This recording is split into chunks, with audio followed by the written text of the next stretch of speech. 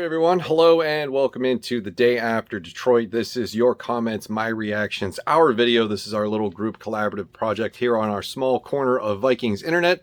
The way that this works is that I give you homework on the post-game video following the Minnesota Vikings game for that week to leave me comments, and then I react to them in this video. This is your opportunity for your voice to be heard, your opinions to be expressed, and once again, you delivered on that homework. We got a lot of great comments on yesterday's video, so let's get to it. Let's get into the reactions, hearing what you had to say about the Minnesota Vikings and where we go from here following their surprising victory, which was 19-17 over the Detroit Lions on a last-minute 55-yard Greg Joseph field goal. It doesn't matter what the distance was. All that matters is that he made it. They got the win. And we find ourselves in a weird situation where we feel like we can't really celebrate the victory.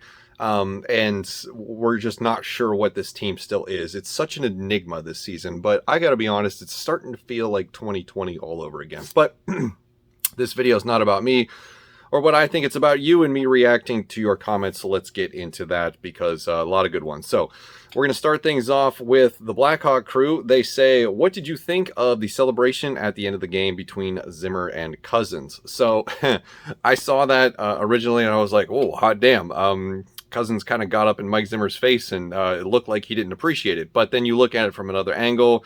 We've heard what they had to say in the post-game press conference, and Mike Zimmer spoke to the media today. It was just two awkward guys celebrating a win that I don't think that they knew. They're just weird, okay? Like, Kirk Cousins is weird. You know, we all know the whole Pizza Ranch thing and everything else, and his embodiment of what it means to being a living, breathing human being is just bizarre. And then Mike Zimmer, I think, is just so old school, and he just wasn't ready for that moment, so it kind of caught him off guard. But I think it's harmless. There's nothing really to read into it. Just two weird dudes who don't know how to express themselves in public, I guess, is what I would chalk it up to.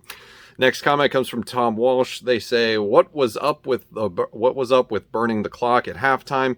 No effort was made to score any points. And this hits the nail on the head for a lot of people, because the frustration at the end of the first half and at the end of regulation continues, because Mike Zimmer and his conservative mindset just is not interested in marching down the field and putting points on the board. They are so risk aversive that they would rather just run out the clock and be like, you know what, there's nothing we can really do, so let's just go into the halftime feeling comfortable with what we've done so far.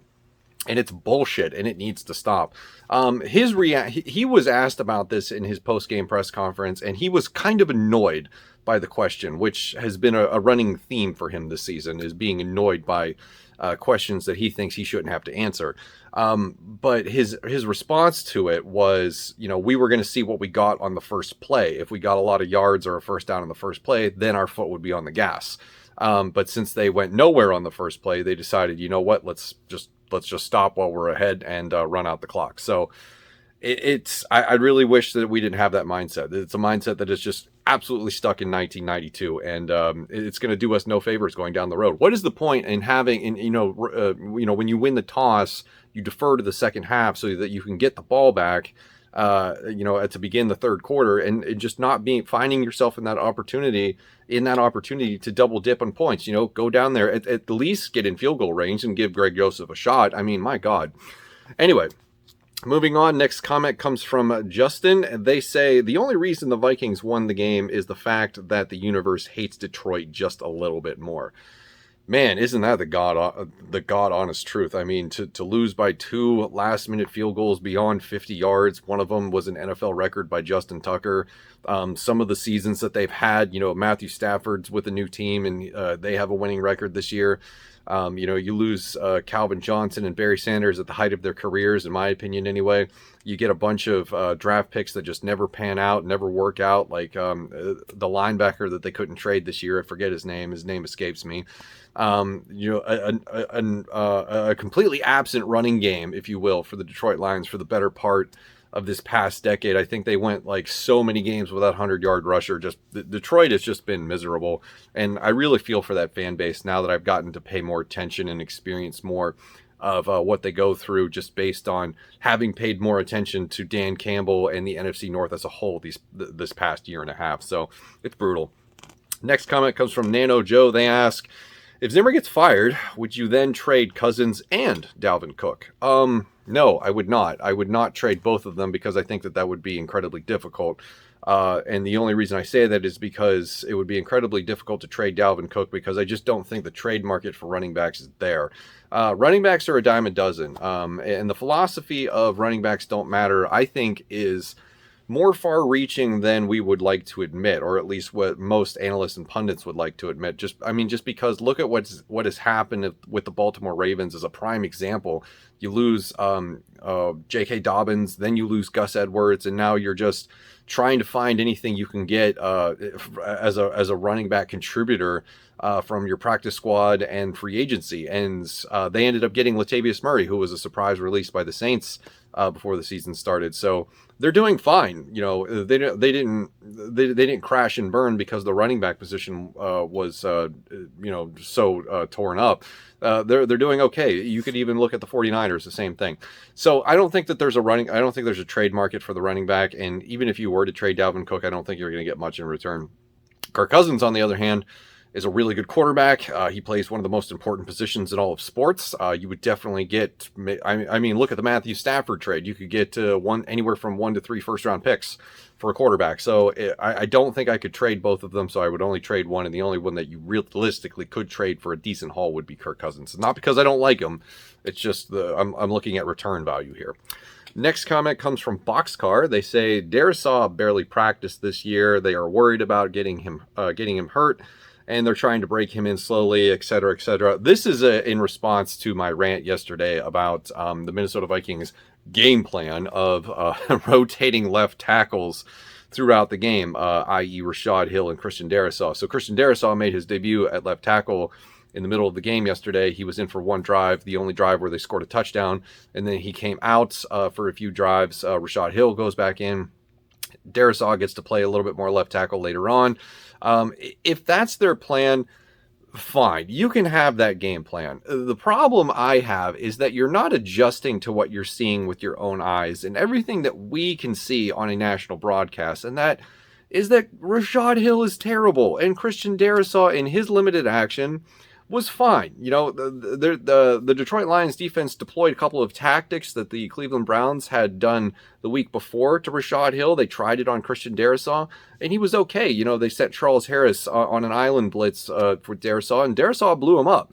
And he was really good in pass protection. I think Kirk Cousins was surprised that he didn't have to see his left tackle falling on his ass within 2 seconds of snapping the ball. If you want to ease him into the game plan, that's fine. It's whatever. I wasn't even complaining about him being on the field goal unit. Just get as many reps as he can. I understand he's missed all this time, but Rashad Hill is just so terrible. And if he's ready to play, he's ready to play. You're not putting him in there at left tackle as an experiment in a game that you're trying to win, because if you lose, you're probably getting fired. He was clearly ready to play. And I think that this closes the book on the Rashad Hill chapter of this season, and it needs to end. So if they want to have the game plan, that's fine, but they need to adjust when they see everything that we can see. It's annoying at this point. Next comment comes from Always Great USA. They ask, do you believe Stefanski could win with this same roster of players? That's a great question. It's hard to tell given how I think a Stefanski offseason for Minnesota would have been a lot different than this previous offseason we had with Mike Zimmer. Maybe there wouldn't be so much funding allocated to the defense. Maybe they would have actually tried to get an offensive line that's better than what we have now, especially on the interior. It's difficult to say, but I don't think that we would be more successful than what we are right now. I think your wins above replacement is probably a 0.5 or maybe even a 1 at best.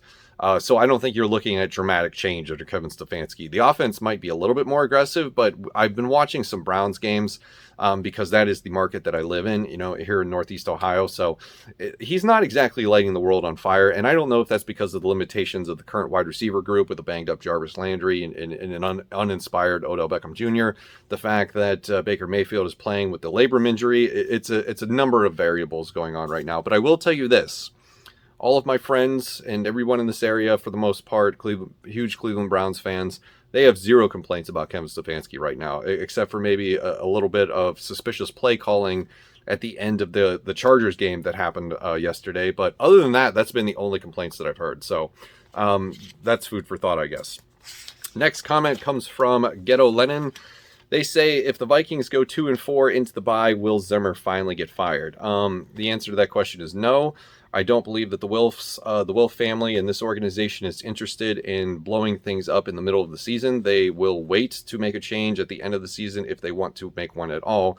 For two reasons. Number one, they're more interested in maintaining the illusion of stability. So they want everyone else to think that this is a stable organization and a very well-run franchise. So they're not going to make dramatic changes that are going to steal headlines in the middle of the season. They're going to wait till the end of the year when everybody else is making coaching changes and whatnot, so that they can fly under the radar with the realization that they made a mistake and Mike Zimmer is not that dude.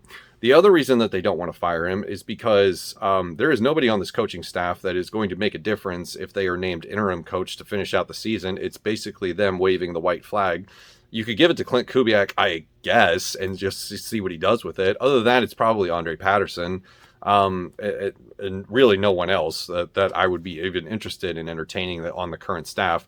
And you don't want to do it. Just a third reason I just thought of is because what does that say to the current candidates that are out there potentially looking for a head coaching job in 2022?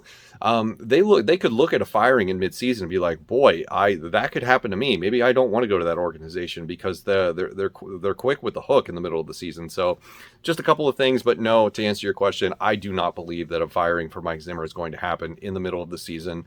Even in the bye week, I think he's here for the long haul, at least until the end of the year, December, January, whatever it may be. It would have to be cataclysmic, apocalyptic for Mike Zimmer to get fired before the end of the season. Next comment comes from Dave Medina. They ask, who would you like to see take over the head coaching job? So I've had this question a couple times and I've given my opinion on it a few times as well. I did a whole video last year highlighting some names that I would like to see. Some of those players or some of those coaches have gone on to actually become head coaches this year. One of them was Arthur Smith, who is now coaching the Atlanta Falcons. So of the remaining potential candidates for 2022, I'm looking at Kellen Moore, offensive coordinator for Dallas, the offensive coordinator for Buffalo, who is Brian Daboll. He's probably my number one right now. He's gone into my number one spot for head coaching candidates. Eric Bieniemy is always a name that has intrigued me, the offensive coordinator for the Kansas City Chiefs. I know a lot of people don't like Bieniemy because he's part of the Andy Reid coaching tree and he's not really calling plays. He's just kind of that guy who's there. Other than that, I don't know, maybe some offensive guy that I'm not familiar with at this point right now. We'll have to see where we're at the end of the season, but those are a couple names. Next comment comes from Brett Zeismer. They say, it seems like in the national spotlight, the Vikings have gone from being one of the best 1-3 teams to the worst 2-3 team in the span of one game. Honest to God, I was listening to the Ringer podcast today with Benjamin Solak, and Ben is one of those guys that I found a couple of years ago doing podcasts with the Draft Network, Locked On NFL Draft. And he's one of the analysts that I absolutely love to listen to his takes and opinions on, because it's just an entertaining and really good fundamental way to understand the game of football and what's happening in real time. And his take on the Vikings-Lions game was that he wants nothing to do with the Minnesota Vikings because he does not believe that this is a real football team. And his justification was that we almost beat the undefeated Arizona Cardinals. We just missed it by a field goal. And then we turn around a few weeks later and need a field goal to beat the winless Lions team. So we have been on both ends of the spectrum, and to him, that is too much to handle. And so you're right. I do believe that this is an astute observation, that the Minnesota Vikings have gone from potentially, or a lot of pundits and analysts were saying it, that this is probably one of the best 1-3 teams in the league right now. And after yesterday, we kind of look like the worst 2-3 team on the market. So, things have definitely changed in the shortest amount of time imaginable. Next comment comes from Soap. Vikings have shown that a ton of talent on a roster means nothing when the coaching is terrible. And this is just a matter of fact, because, you look at the Minnesota Vikings and you look at them on paper and you wonder how they could be a bad football team, because you've got stars everywhere. You've got Harrison Smith, even though he's up there in age. Daniil Hunter, one of the best edge rushers in the league, not even just like the NFC, just the league. Eric Kendricks, one of the best middle linebackers in the league. Anthony Barr is a pretty good player, I guess. Dalvin Cook, Justin Jefferson, Adam Thielen, Brian O'Neill, Kirk Cousins is a is a disaster-proof quarterback. At worst, he's top 15. At best, he flirts with top 8. So it's inexcusable for this team to be this bad because there's just talent everywhere. And it's just, you know, the holes and the weaknesses are too apparent and too exploitable, and the coaching just isn't up to snuff to lead the team to victory. It's what it boils down to. Next comment comes from Cody, or no, excuse me. Next comment comes from Vegas Pro. Excuse me, I almost skipped you. Comment from Vegas Pro Gambler. They say, who do we pick with the number 16th overall selection? So, love draft questions. Please keep those coming. Anything that you want to ask me about the NFL draft, let's hear it. So right now, I believe, according to Tankathon's draft order, excuse me, we would currently be the 15th overall pick in the NFL draft. Go figure. And I think you need to get used to these names. I'm going to put them on the screen. Get used to these names because cornerback is going to be the position of need next year unless they figure something else out. Because most of the contracts that we have currently on the books for this positional group expire at the end of the year. And I think only like Cam Dantzler and maybe Harrison Hand are signed beyond 2021. So we're going to need an influx of new talent if they can't retain any of these people. And at this rate, Bashaud Breeland's probably not coming back. He's definitely going to be given the boot at the end of the season because he's just played so horribly, and he is definitely a liability in that secondary. So you're looking at names like Ahmed Gardner from Cincinnati, Trent McDuffie from Washington, Khair Elam from Florida, who's the one. I don't think we're going to have an opportunity to get Derek Stingley from LSU. I think he will be taken way too high. He looks like a top 10 selection. God help us if we have a top 10 selection, because that means things really went off the rails. So look out for those, those cornerbacks that are ranked between 2 and 6 on everybody's draft boards going forward, because I think that's what we're going to end up taking. Next comment comes from Cody. It is your turn now. Do you think the Vikings have a chance against the Panthers with how this team looked against the Lions? I actually do. I'm actually pretty optimistic about the game coming up against the Carolina Panthers on the road, because it seems like they've fallen out of favor with Vegas. The line on this game is basically a pick 'em at this point, and that's kind of weird considering that the Carolina Panthers started out 3-0, but they've since fallen back down to earth recently. Sam Darnold has struggled these past couple of weeks now that they're starting to face real competition, because I believe that the first 3 games that they played were against really horrible opponents like the Jets, and I forget who else was in there, but, think of the worst teams imaginable. So I think that, given the fact that the Vikings are all over the spectrum, they play poorly against the Lions, they play really well against the Seahawks and the Cardinals. We've seen them at their worst day and at their best day. I think there's an opportunity for them to be in the middle with the Carolina Panthers. Is it going to be an easy win? No, but not by any means. And they demonstrated that yesterday against the Detroit Lions. I think it's a winnable game. I just really do. I think the Panthers are in a little bit of a pickle, trying to figure out who they are after a hot start that is significantly cooled down.